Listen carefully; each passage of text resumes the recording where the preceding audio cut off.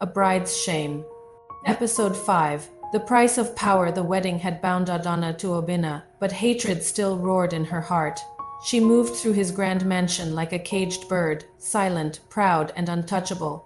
But Obinna, who once took from her without remorse, was no longer the same man.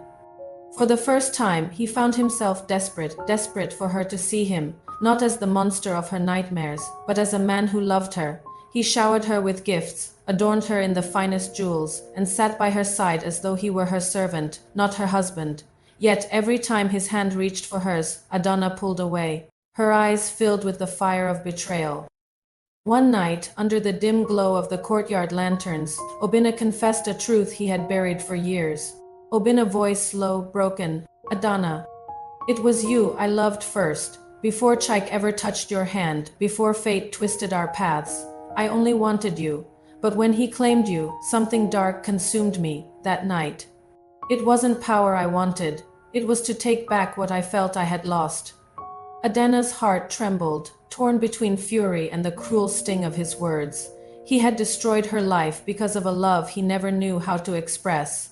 The revelation did not heal her wounds, it deepened them, for how could love excuse such a crime? Still, Obinna pressed on. He brought her to his family gatherings, made her his pride before the world, and shielded her from every threat. Slowly, society began to look at Adana not as a victim but as the powerful wife of one of the most feared men in the land. And yet, deep within, Adana was changing. The pain had shaped her into steel. She no longer wept in the corners of her room. She stood tall, her head high, her silence louder than words. Then came the night of the great feast, when chiefs, nobles, and allies bowed before her. The once broken village girl now commanded respect with a single glance. At the edge of the gathering, the old outcast woman appeared, hooded, silent, her eyes burning with secrets. She whispered into Adana's ear, "Old woman, child, you've survived the storm, but survival is not enough. To heal, you must strike. When the time is right, you will have your revenge. I will show you how."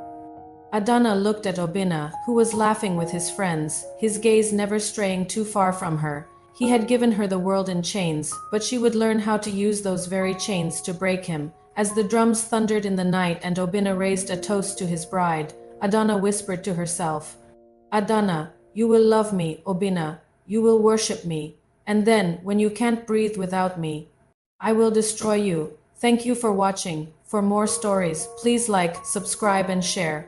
Also, you can tell me the type of story you want to see next. Till next time, bye.